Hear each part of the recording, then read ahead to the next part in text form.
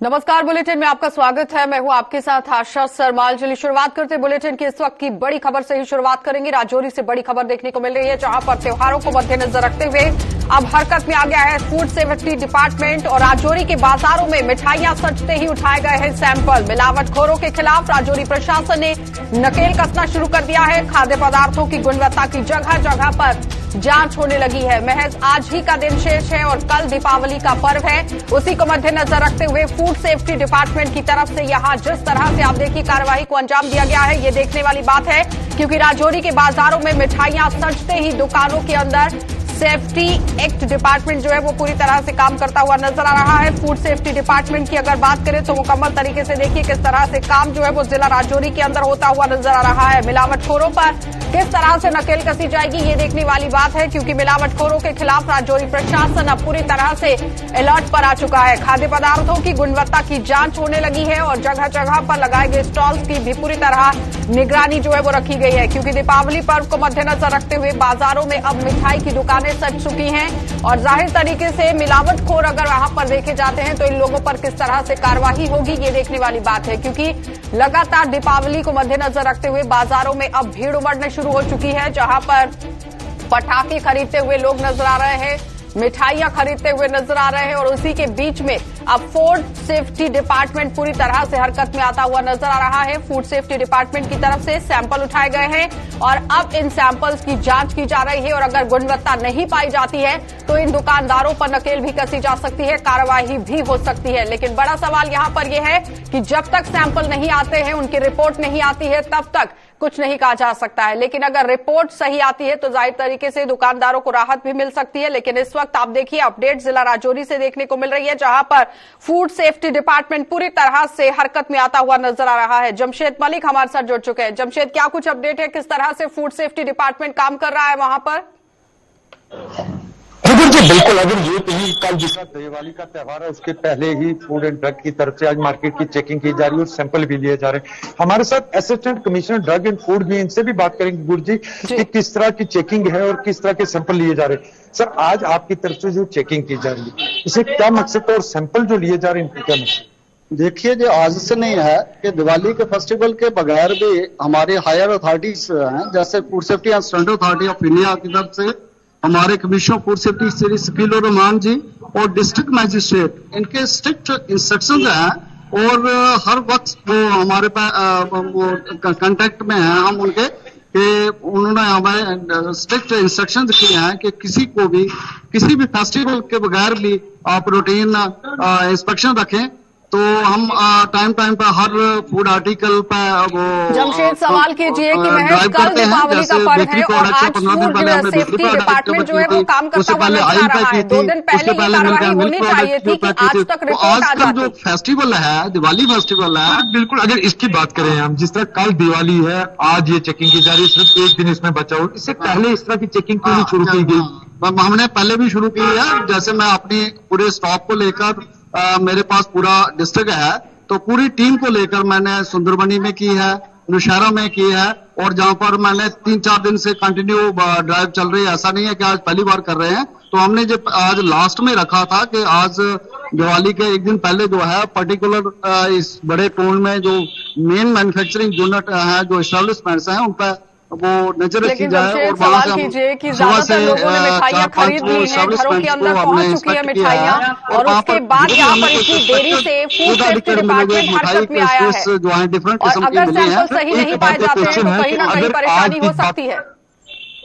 अगर आज की बात करें, आज लोगों ने बहुत सारे लोग मिठाइयां खरीद के चले चुके हैं, घर अपनी तरफ चले जाते हैं, आपकी तरफ से सैंपल लिए गए। कल अगर ये सैंपल ठीक नहीं पाए जाते तो लोगों के घरों तक ये मिठाइयां जरूर पहुंच चुकी हैं। और दूसरी बात, ऐसा देखने को मिलता है ईद हो, दिवाली हो, कोई बड़ा त्योहार हो, तब इस तरह की चेकिंग होती है, रूटीन में इस तरह की चेकिंग क्यों नहीं की जाती? ऐसा कुछ नहीं है कि हम काफी दिनों से कर रहे हैं कि जो भी मटेरियल, जहां रॉ मटेरियल यूज होता है, तो वहां पर हमारी पूरी नजर थी कि कहीं से कोई गलत माल तो नहीं आ रहा है। तो वो मिठाइयां जो है हमारे हिसाब से जो हमारी जो इंस्पेक्शन जो पाई गई है, लोगों ने अच्छा कंप्लायंस किया है, अच्छी किस्म की जो मिठाइयां जो है सेल हो रही हैं, तो हमारी पूरी नजर है और हम सैंपल इसलिए भेजते हैं कि कहीं अगर कोई पाया भी गया तो नेक्स्ट टाइम अब और स्ट्रिक्ट तरीके से उन पर एक्शन लेंगे। तो आज हम जो तो सभी की सैंपलिंग कर रहे हैं। अगर मालूम होगा कहीं पाया गया कि कहीं कोई गलत चीज बिक रही है तो उस पर स्ट्रिक्ट एक्शन लेंगे और इन फ्यूचर वो अपने आप को सुधार सकेंगे। सर आज के जो सैंपल लिए गए इनकी रिपोर्ट कब तक दोबारा आ जाती है? इनकी रिपोर्ट एज पर द जो एक्ट है हमें 15 दिन के अंदर मिल जाती है, तो 15 नहीं तो 20 दिन, क्योंकि वर्कलोड ज्यादा होता है। तरीके से देखिए कि 15 दिन के बाद अगर रिपोर्ट आती है और रिपोर्ट सही नहीं आती है फौरन उसको जो एज पर जो प्रोटोकॉल जो एक्ट के तहत है हम उस पर एक्शन लेते हैं। पहले से ही या फिर दुकानदारों को इस तरह से हिदायत दी जानी चाहिए कि मिठाइयाँ वो बनाएं और उनके सैंपल उठाए जाए, वो उनको फाइन होता है, जो इम्प्लीमेंट होती है। अगर 15 दिन के बाद रिपोर्ट इनकी आती है तो रिपोर्ट वो सही नहीं पाई जाती है तो उसका खमियाजा जनता को तो भुगतना पड़ेगा। वो तो होता है, अनएक्सपेक्टेड होता है कि कौन सा सैंपल हो ऑन स्पॉट, तो हम इसमें डिसीजन नहीं ले सकते कि इसमें कौन सी मिलावट है, क्या है, नहीं है। तो ये एक सिस्टम है, सिस्टम के तहत ही हम जो एक्ट का प्रोविजन है उसके तहत ही हम एक्शन लेते हैं। ऐसा तो कोई नहीं है कि जो हमारी फिजिकल इंस्पेक्शन जो है उसमें ऐसा कुछ नहीं पाया गया है, कोई गलत चीज ना पाई गई है कि बिक रही है, ऐसा कुछ नहीं है। अगर वो जो हमें हम फिजिकली उसको नहीं आइडेंटिफाई कर सकते हैं तो वो एज पर द प्रोसीजर हम उसको पनिश तो करेंगे। ऐसा कोई नहीं है कि जो इतनी बड़ी इंजूरियस कोई चीज वो बेच रहे हैं, ऐसा कुछ नहीं है, इसका कोई इतना इम्पैक्ट नहीं पड़ेगा। ये बताइए कि बाजारों में किस तरह से भीड़ देखने को मिल रही है लोगों की? जी बिल्कुल, अब आपको बाजार का मंजर भी दिखाते हैं, काफी भीड़ आज नजर आ रही है क्योंकि इस बार पिछले कुछ अगर 2 सालों की बात करें, जिस तरह पहले इस कोविड के बाद दिवाली का त्योहार मनाया जाता था वैसी रौनक अभी तक यहाँ नजर नहीं आ रही है। क्योंकि इससे पहले राजौरी की मार्केट में पूरा रश देखने को मिलता था, बड़ी संख्या में लोग पहुंचते थे, मगर कोविड के चलते पिछले 2 सालों से दिवाली के त्योहार पर भी उस तरह के नजारे देखने को नहीं मिलते। मैंने हालांकि ये भी कहा कि मार्केट में आज पिछले दिनों के मुकाबले में काफी ज्यादा रश है, मगर जिस तरह के मंजर पहले ये कि सोशल डिस्टेंसिंग का कितना पालन हो रहा है, एसओपीज का कितना पालन हो रहा है वहां पर मार्केट में? क्योंकि बिल्कुल अगर सोशल डिस्टेंस की हम बात करें या मास्क की बात करें, आप देख सकते होंगे हमारे सामने ये लोग, एक भी बंदा आपको ऐसा नजर नहीं आएगा जिसने मास्क पहना हो या सोशल डिस्टेंस कहीं दूर दूर तक यहाँ नजर आती होगी। हालांकि दिवाली का त्योहार है, मगर प्रशासन को इस पे जरूर पहले कदम उठाने चाहिए थे, मगर प्रशासन की तरफ से वो कदम अभी तक नहीं उठाए गए। चाहे हम आपको इस तरह का मंजर बाजार का दिखाते हैं, बिल्कुल वैसा ही नजर आता है, जहां कहीं सोशल डिस्टेंस तो दूर दूर की बात है, यहाँ किसी ने मास्क तक नहीं पहना हुआ। हालात बिल्कुल नॉर्मल जैसे होते हैं वैसे नजर आ रहे। गुरुजी बिल्कुल अगर प्रशासन की बात करें तो प्रशासन की तरफ से कोई ऐसी कार्रवाई यहां देखने को नहीं मिल रही। हालांकि सिक्योरिटी के इंतजाम जरूर किए गए हैं, मगर जिस तरह के हालात पिछले दिनों राजौरी में बने थे कोविड के चलते, क्योंकि राजौरी में 200 के करीब लोगों ने अपनी जानें गंवाई है इस कोविड-19 के चलते, उसके बाद हालात थोड़े बेहतर हुए। मगर प्रशासन की तरफ से अगर बात करें तो बड़े पैमाने पर इसको हम लापरवाही कह सकते हैं कि आप पूरे बाजार का मंजर देख सकते होंगे, जहां किसी ने मास्क नहीं पहनाना, सोशल डिस्टेंस कहीं दूर दूर तक नजर आता है। चाहे इस तरफ की बात करें या उस तरफ की, दोनों तरफ की एक ही जैसे हालात इस मार्केट के लग रहे हैं। बहुत बहुत धन्यवाद जुड़ने के लिए। तो फिलहाल आपने देखा कि जमशेद मलिक हमारे साथ जुड़े हुए थे, जो ग्राउंड से रिपोर्ट दे रहे थे कि किस तरह से सूरत हाल जो है वो मार्केट के बने हुए हैं। लगातार सोशल डिस्टेंसिंग का पालन नहीं हो रहा है, मास्क लोगों ने नहीं पहने हैं। लेकिन अगर यहां फूड सेफ्टी डिपार्टमेंट की बात करें, जो आज सैंपल उठाए गए हैं, ये 15 दिनों के बाद रिपोर्ट आनी है, लेकिन फूड सेफ्टी डिपार्टमेंट को भी चाहिए कि जल्द से जल्द सैंपल लाए जाए और उस पर फिर बताया जाए कि किस तरह से मिठाइयां जो है वो बाजारों में बिक रही हैं। यहां पर अगर कोई भी कोताही बरती जाती है या फिर किसी भी मिठाई के अंदर मिलावट आती है तो जाहिर तरीके से इसका खामियाजा आम जनता को भुगतना पड़ सकता है। तो इसमें तालमेल मिलाने की बहुत जरूरत है। आगे बढ़ जाएंगे, अब आपको सांबा लिए चलेंगे और सांबा से आपको दिखा देते हैं किस तरह से बड़ी अपडेट देखने को मिल रही है, क्योंकि त्योहार का दिन है और सरहदी इलाकों के लोगों में भी दीपावली पर अब यहां उम्मीद बंधती हुई नजर आ रही है। त्योहार की खुशियों में खलल नहीं डालेगा पड़ोसी मुल्क और दोबारा हुए सीजफायर समझौते को अब 8 महीने हो चुके हैं। समझौते से पहले त्योहारों पर भी सीमा पार से होती रही है गोलाबारी, लेकिन इस बार कहीं ना कहीं राहत देखने को मिल रही है और मुकम्मल तरीके से ये समझिए कि त्योहार की खुशियों में अब यहां पड़ोसी मुल्क जो है वो खलल नहीं डालेगा। लेकिन ये तो आने वाला समय ही बताएगा कि खलल डालेगा कि नहीं, क्योंकि पड़ोसी मुल्क पर बिल्कुल भी भरोसा नहीं किया जा सकता है। पीठ पर वार करने के लिए हमेशा जाना जाता है और साफ तस्वीरें भी आपको दिखा रहे हैं, सबूत जिस तरह से शेलिंग होती है ये देखने वाली बात है। लेकिन इस बार सरहदी इलाकों के लोगों में दीपावली पर कहीं ना कहीं उम्मीद बंधती हुई नजर आई है, क्योंकि सीजफायर समझौते को लेकर 8 महीने हो चुके हैं और एक भी गोली नहीं चली है। लेकिन समझौते से पहले त्योहारों पर भी सीमा पार से यहाँ गोलाबारी होती रही है। इस बार क्या कुछ मंजर रहेगा? ऋषि खजूरिया हमारे साथ जुड़ चुके हैं। ऋषि, एक उम्मीद लोगों के अंदर बंधती हुई नजर आ रही है, लेकिन पड़ोसी मुल्क पर कितना भरोसा किया जाए? देखिए, बिल्कुल आशा, आपको बता दें कि जिस तरह से 8 महीने सीज फायर को हो चुके हैं और गोलीबारी यहाँ पर नहीं हुई है, जिसके चलते यहाँ अगर सीमावर्ती इलाकों के रहने वाले लोगों का अगर आपको बताएं तो काफी खुशी उनके चेहरे पर नजर आ रही है कि अब वो डर नहीं है, वो खौफ नहीं है, जिसके चलते पहले लगातार गोलीबारी के चलते इनको पलायन कर सेफर प्लेसेस पर जाना पड़ता था। लेकिन एक 8 महीने का वक्त गुजर चुका है, कोई गोली यहाँ पर नहीं चली है, कोई बम यहाँ पर नहीं गिरा है, जिसके चलते उम्मीद ये बनी है कि पहले जो दीपावली का त्योहार होता था ये लोग डरकर मनाते थे, पटाखे तक नहीं चला पाते थे, और अगर एक भी पटाखा ये लोग चला देते थे तो वहां उस पर पाकिस्तान वहां से फायरिंग शुरू कर देता था। तो कहीं ना कहीं 8 महीनों में इस तरह का कोई ऐसा वाकया देखने को नहीं मिला है, तो लोगों को एक उम्मीद की किरण बंधी है कि हमारा इस बार दीपावली का जो त्योहार है वो काफी अच्छे से यहाँ पर मनाया जाएगा, और लोगों में भी एक चहल पहल दिख जा रही है। और इस बार हम बॉर्डर इलाकों पर दुकानें भी सजी हुई देख रहे हैं, ये बड़ा एक अच्छा इसमें देखने को मिल रहा है कि दुकानें सजी हैं, लोग चाहते हैं कि वो अच्छे से त्योहार जो अपने परिवार के साथ मिलकर मनाए। लेकिन अब देखना यह है कि पाकिस्तान अपनी इस सीज फायर के समझौते पर कितनी देर अमल रहता है, कितना उतरता है, ये बड़ा सवाल रहेगा ऋषि। लेकिन ये बताइए, दीपावली को मद्देनजर रखते हुए प्रशासन की तरफ से क्या कुछ बंदोबस्त वहां पर किए गए, इंतजाम क्या कुछ है? देखिए, प्रशासन को लेकर बात करें तो प्रशासन ने पहले ही एडवाइजरी जो वो जारी कर दी है। एक तो कोविड प्रोटोकॉल्स को भी फॉलो किया जा रहा है, और दूसरी जगह अगर बॉर्डर इलाके की बात करें तो बॉर्डर इलाके पर इस बार जो वो सुरक्षा के पुख्ता इंतजाम ऑलरेडी किए हुए हैं, वहां पर अलग अलग नाके जो वो ऑलरेडी स्थापित हो चुके हैं। लेकिन अब देखना यह है कि पाकिस्तान कितना इसके ऊपर अमल करता है। अब ये जिस तरह से कल दीपावली का त्योहार है, कल जब यहाँ के लोग पटाखे चलाएंगे तो कोई ऐसा ना हो कि पाकिस्तान वहां से फायरिंग शुरू कर दे। बहरहाल इस तरह का कोई ऐसा कोई आशंका तो नहीं जताई जा रही, लेकिन फिर भी यकीन करना कहीं ना कहीं ऐसा बेवकूफी करने वाला जो वो साबित हो सकता है, शक रहता है। लेकिन कहीं ना कहीं लोगों में उम्मीद है कि इस बार काफी लंबे अरसे के बाद उन्हें दीपावली का जो त्योहार है वो मनाने का एक मौका मिलेगा, और वो खुशी खुशी मनाएंगे। क्योंकि इन जो तस्वीरों में आपने देखा किस तरह से लोगों के घर छलनी हुए हैं, लोगों का नुकसान कितना हुआ है। लोग इससे पहले अपने माल मवेशी लेकर शहरों की तरफ पलायन करते थे, पीछे चले जाते थे, लेकिन बंकर्स की भी सुविधा दी गई है, लेकिन वो भी कंप्लीट नहीं हो पाए हैं अभी तक बंकर्स। लेकिन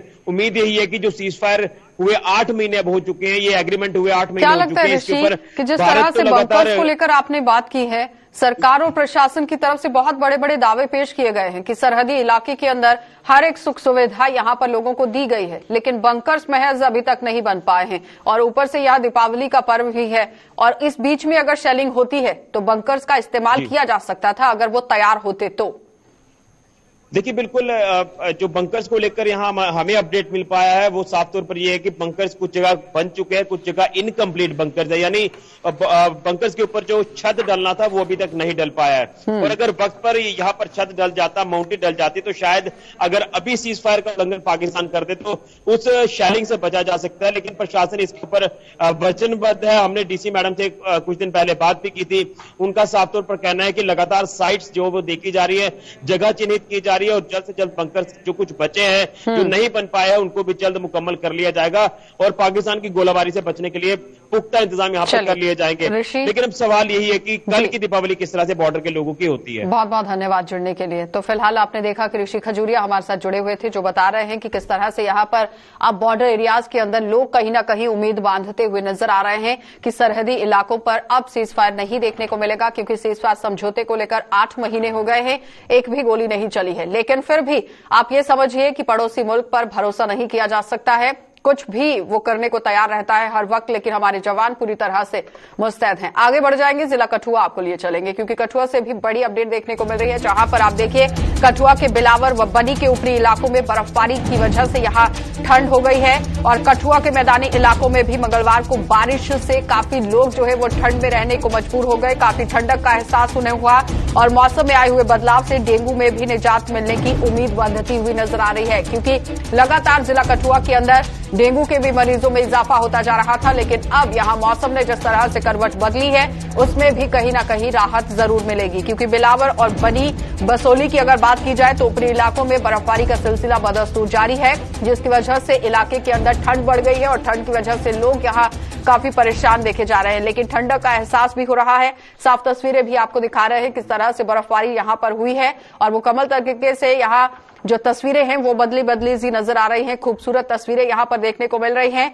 बनी बसोली की तस्वीरें आपको दिखा रहे हैं, बिलावर की तस्वीरें आपको दिखा रहे हैं। साफ तस्वीरों में देखिए किस तरह से बर्फबारी यहां पर हुई है, लेकिन मौसम में आए बदलाव से डेंगू से भी अब कहीं ना कहीं निजात मिलती हुई नजर आएगी, ये एक उम्मीद बनती ही नजर आ रही है। सरबजीत हमारे साथ जुड़ चुके हैं। सरबजीत, बर्फबारी काफी तरीके से हुई है, लेकिन अगर खूबसूरती के लिहाज से देखें तो बहुत ही खूबसूरत नजारा। प्रशासन की तरफ से क्या कुछ कदम उठाए गए? इस तरह से मौसम खराब हुआ था जिसकी वजह से जिला कठुआ के दूर दराज के क्षेत्र हैं, बनी और बिलावर की जो ऊपर की पहाड़ियां, वहां पर बर्फबारी हुई है। और मैदानी इलाके की अगर बात करें तो यहाँ पर हल्की बारिश हुई है, जिसके बाद मौसम जो है काफी ज्यादा ठंडा हो गया है। मैदानी इलाकों की अगर बात करें तो सुबह शाम जो है वो पारा और ज्यादा लुट गया है और जिसकी वजह से ठिठुरन जो है वो यहाँ पर बढ़ गई है।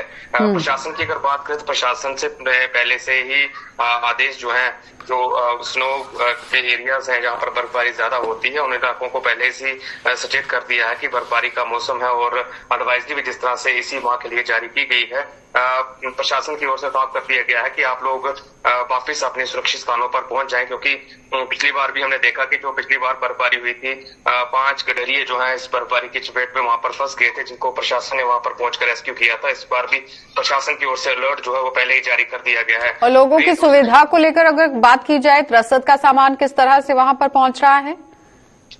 देखिए, ये पहाड़ी इलाके ऐसे इलाके हैं जहां पर लोग जो हैं सर्दियों में पलायन कर जाते हैं और गर्मियों ये यहाँ पर रहते हैं। चाहे हम दूर दराज के क्षेत्र की अगर बात करें, जो हमारा इलाका जो है भद्रवा के साथ जुड़ता है, वहां के इलाके की अगर बात करें तो वहां पर भी लोग जो है पलायन कर मैदानी इलाकों में पहुंच जाते हैं, क्योंकि बर्फबारी के समय ये पूरा इलाका जो है बनी भद्रवा रोड जो है पूरी तरह से बंद हो जाता है। ऐसे में ये लोग नीचे आ जाते हैं। लेकिन इस बार की अगर बात करें तो बर्फबारी जो है समय से पहले हो चुकी है और ये लोग बिल्कुल तैयारी में है और जल्द ही ये लोग। सरबजीत, ये बताइए कि अभी तक डेंगू के कितने मरीज हैं जिला कठुआ के अंदर, क्योंकि बताया जा रहा है कि मौसम बदलने की वजह से उसमें राहत मिल सकती है।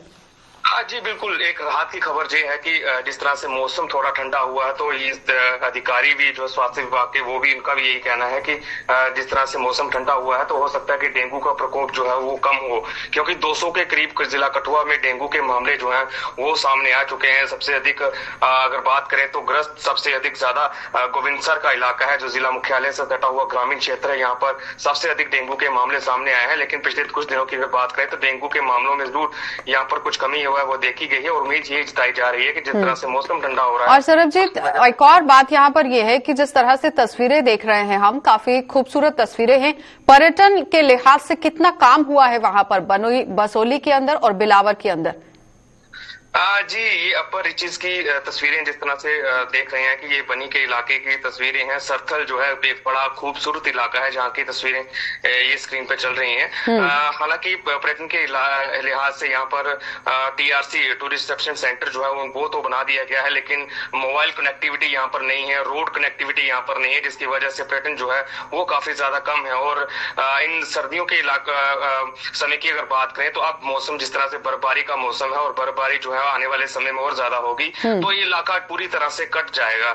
इसको बनी भद्रवा मार्ग भी कहा जाता है। तो ये इलाका पूरी तरह से बंद हो जाएगा, जिसकी वजह से पर्यटन जो है वो सरथल की खूबसूरती का नजारा जो है सर्दियों में नहीं ले पाएगा। क्या लगता है सरबजीत की अगर टूरिज्म विभाग इसमें काम करता तो जब वो दिया जाता तो जाहिर तरीके से जो लोग यहाँ पर पलायन कर नीचे पहुंच गए हैं उन युवाओं को रोजगार मिल सकता था, क्योंकि एक सीजन का समय रहता है जब टूरिज्म को काम करने की जरूरत होती है।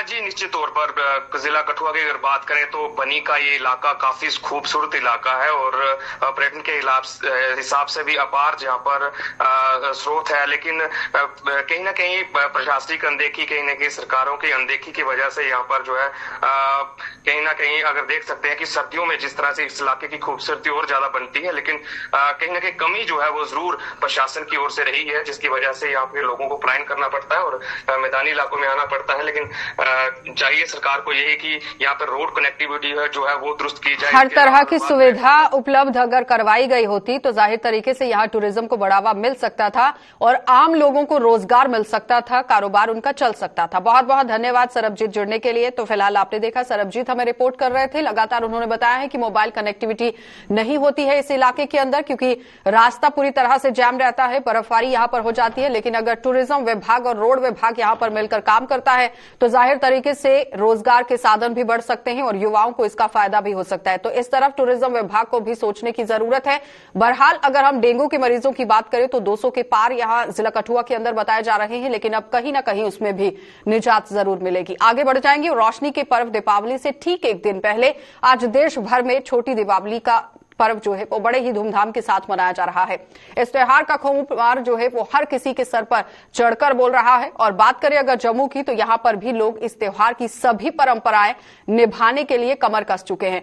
कोरोना महामारी के दौरान यहां पर इस दौरे में सभी त्योहारों का मजा किरकिरा होकर रह गया था, क्योंकि कोरोना काल में कोई भी त्योहार आप लोग नहीं मना पा रहे थे। पूरे देश के अंदर जनता नहीं मना पा रही थी, लेकिन इस बार महामारी का प्रकोप कम होने और पाबंदियों के हटने से हर किसी ने राहत की सांस जरूर ली है। तो जम्मू शहर के बाजार खूबसूरत ढंग से सज चुके हैं और उनकी यहां पर देखते ही एक छटा जो है वो बन रही है। और दुकानदारों की माने तो लोग घरों के बाहर तो निकल रहे हैं, लेकिन अभी भी उनके दिल में कोरोना का डर बैठा हुआ है। और दुकानदारों के धंधे में इतनी तेजी तो नहीं दिखी, अलबत्ता उन्होंने ये जरूर बताया है कि इस बार उनका काम धीरे धीरे पटरी पर जरूर लौट रहा है। लेकिन अगर आप अपने घरों से बाहर पहुंचते हैं, खरीदारी करते हैं, तो वहां पर एसओपीज का पालन जरूर करें, क्योंकि बेशक यहां प्रशासन की तरफ से पाबंदियों को हटा दिया गया है, लेकिन महज आम जनता की एक जिम्मेदारी है कि एसओपीज का पालन करके ही काम करें।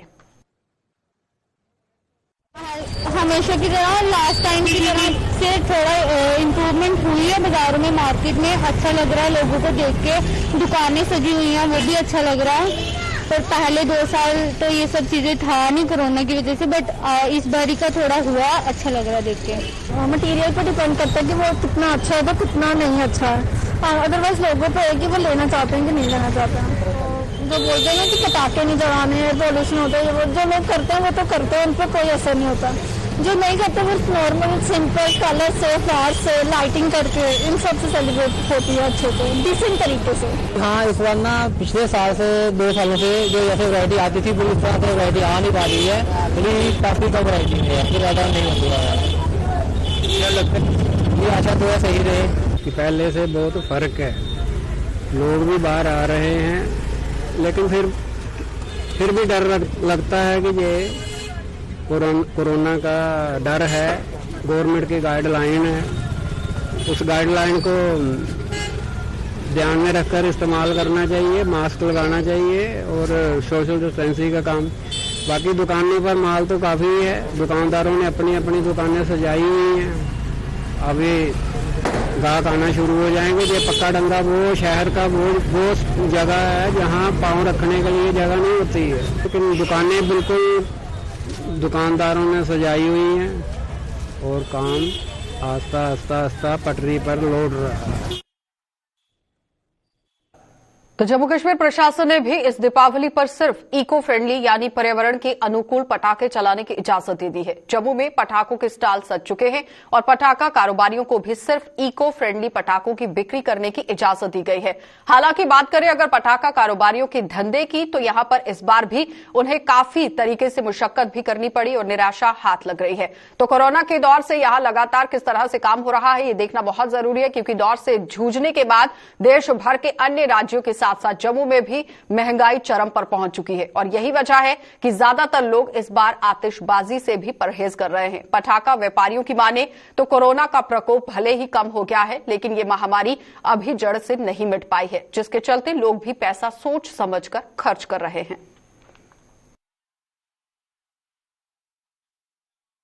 होने के कारण पहले तो हम ये कहेंगे कि महंगाई काफी जोरों पे है, जो अनलोडिंग लोडिंग ही बहुत महंगी होगी, तो उसके बाद लेबर भी जो है वो महंगी हो गई, उसके साथ पटाखा भी महंगा हो गया। तो पिछले साल जो हुआ था उससे इस साल महंगा है। दूसरा ये है कि कोविड 1-2 आने के बाद तीसरी लहर का लोग डरते हैं, लोग पैसा जो है सोच समझ के थोड़ा खर्च रहे हैं। तो मार्केट में अभी मंदा है, जैसे हलचल होनी चाहिए वैसी हलचल नहीं है। जी सर, महंगाई तो है ही सर, कोविड की वजह से हर चीज़ महंगी हो गई है। यहाँ पे पेट्रोल वगैरह सब कुछ, अब यहाँ पे क्रैकर्स का भी रेट काफ़ी ज़्यादा हाई चला गया हुआ है। चलो क्या कर सकते हैं, अब शौक है सर, साल में एक ही बार आती है दिवाली है, तो हर त्यौहार को त्यौहार की तरह ही मनाना चाहिए हमें। तो बस आए हैं सर लेने इसी वजह से। जो सांस के पेशेंट होते हैं वो इस प्रदूषण से, जो ये कॉम्प्लेक्स पोल्यूटेंट बनता है एनवायरनमेंट के अंदर, इस समय आप ऑलरेडी जानते हैं कि हम पोल्यूशन से जूझ रहे हैं, तो उसमें ये बढ़ोतरी होती है इन 5-7 दिनों में। तो उस दौरान उन सभी पेशेंट से जो सांस के मरीज हैं या जो हार्ट के मरीज हैं, उनसे ये अपील रहेगी मेरी कि वो कोशिश करें कम से कम बाहर उन दिनों में अपने रूम्स में ही बने रहें। और दूसरा, जो हार्ट के मरीज हैं वो साउंड से बड़े वनरेबल होते हैं, क्योंकि हार्ट में जब एकदम से अचानक से क्रैकर की आवाज आती है, साउंड भी बड़ी पावरफुल साउंड होती है कई क्रैकर्स की, उससे जो सिंपैथेटिक एक्टिविटी बढ़ जाती है। सिंपैथेटिक एक्टिविटी बढ़ने से हार्ट के जो अटैक के चांसेस हैं वो बढ़ जाते हैं।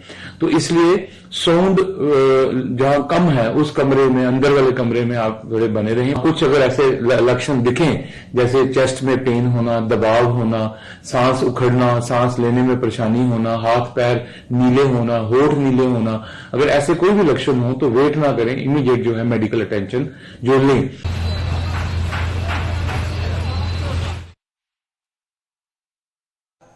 तो जातिवाद के खिलाफ और देश और इसे एक सूत्र में बांधने का बीड़ा अरुणाचल प्रदेश की 2 महिला यहां पर बाइक सवारों ने उठा लिया है। अपने इस उद्देश्य को लेकर दोनों महिला बाइक सवार उत्तर भारत के 8 राज्यों की यात्रा कर रही हैं और ये दोनों 7000 किलोमीटर का सफर 33 दिनों में तय करेंगी। अरुणाचल प्रदेश से अपनी यात्रा की शुरुआत करने वाली ये दोनों बाइक सवार आज जम्मू पहुंची, जहां इनका भव्य स्वागत किया गया। अपने सफर के बारे में इन दोनों का क्या कुछ कहना था, देखिए।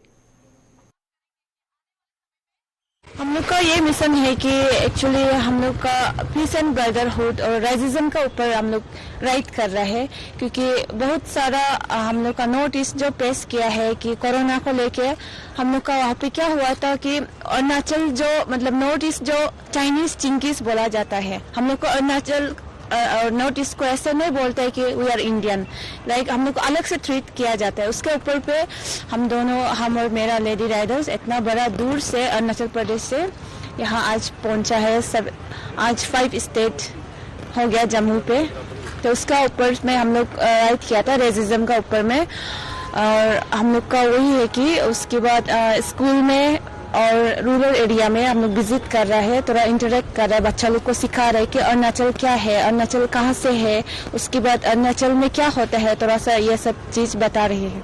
जो लोग अरुणाचल प्रदेश के बारे या नॉर्थ ईस्ट इंडिया के बारे इतने अवेयर नहीं है, तो उसी चीज को लेकर as an Arunachal, as an north east, as an citizen of India कि हम अपने तरफ से इनिशिएट लिया गया है कि हम हमारा काम है कि प्रदेश को लोगों को बताए कि कैसा है, क्योंकि अगर जब तक उनको कुछ कोई इन्फॉर्मेशन देगा नहीं तो मालूम नहीं होगा। बस हमेशा कहते हैं कि हाँ कहीं सुना है, बुक्स में देखा है, तो उसी चीज को देखते हुए, मद्देनजर पे देखते हुए कि हमने सोचा कि प्रैक्टिकली हम जाए और ग्राउंड पे उनसे मिले। तो अभी तक का सफर, जर्नी जितना भी ट्रिप रहा है काफी अच्छा है और आशा करते हैं कि आने वाले समय में भी यही होंगे। चलिए बुलेटिन में फिलहाल इतना ही। देश और दुनिया की खबरों के लिए आप बने रहिए गुलिस्तान न्यूज के साथ।